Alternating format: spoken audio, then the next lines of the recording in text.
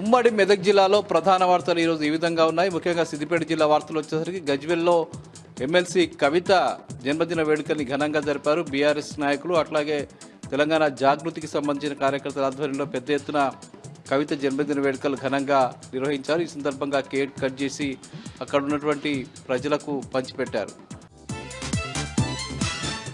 గజ్వేల్లో ఈరోజు మాజీ FDC chairman Vanteru Pratap Reddy press meet ఏర్పాటు చేశాడు. ముఖ్యంగా నిన్న రేవంత్ రెడ్డి చేసిన వ్యాఖ్యలకు ఆయన తీవ్రంగా ఖండించడం జరిగింది. ముఖ్యమంత్రి హోదాలో ఉన్నటువంటి వ్యక్తి ఇంత అనుచితమైనటువంటి వ్యాఖ్యలు చేయడం, ఇంత జుగుప్సాకరంగా మాజీ ముఖ్యమంత్రి తెలంగాణ సాధించినటువంటి కేసీఆర్పై ఇలాంటి వ్యాఖ్యలు చేయడం సరైంది కాదని, ఇప్పటికైనా తన పద్ధతి మార్చుకుని ప్రజాస్వామ్యయుతంగా వ్యవహరించాలని చెప్పి ఆయన ఈ సందర్భంగా డిమాండ్ చేశారు.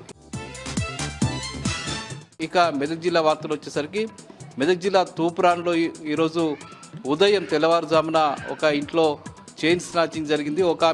ఒక వృద్ధ మహిళ ఇంటి బయటకు వచ్చి నిలబడ్డ క్రమంలో అక్కడికి వచ్చినటువంటి గుర్తు తెలియని వ్యక్తి ఆమె మెడల నుంచి సుమారు 6 తులాల బంగారు గొలుసుని లాక్కుని ఎత్తుకుని వెళ్ళిపోయాడు. దీనిపై పోలీసులు కేసు నమోదు చేసుకుని దర్యాప్తు చేస్తున్నారు.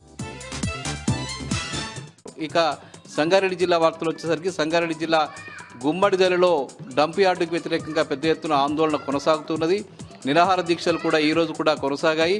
ముఖ్యంగా నల్లవెల్లి ప్రాంతంలోని ప్యారానగర్ ప్రాంతంలోని డంప్ యార్డును తక్షణమే రద్దు చేయాలని ప్రభుత్వం ఇప్పటికైనా మొండి వైఖరి విడనాడి ప్రజల శ్రేయస్సు దృష్ట్యా డంప్ యార్డు ఏర్పాటును రద్దు చేసుకోవాలని చెప్పి సందర్భంగా వాళ్ళు డిమాండ్ చేశారు.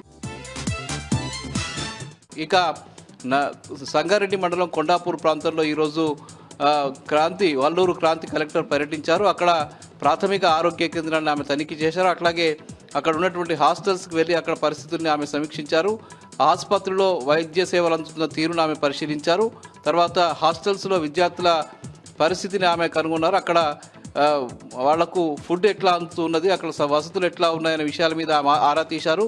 అక్కడ అధికారులకు ఆమె ప్రత్యేకంగా ఆదేశాలు జారీ చేశారు.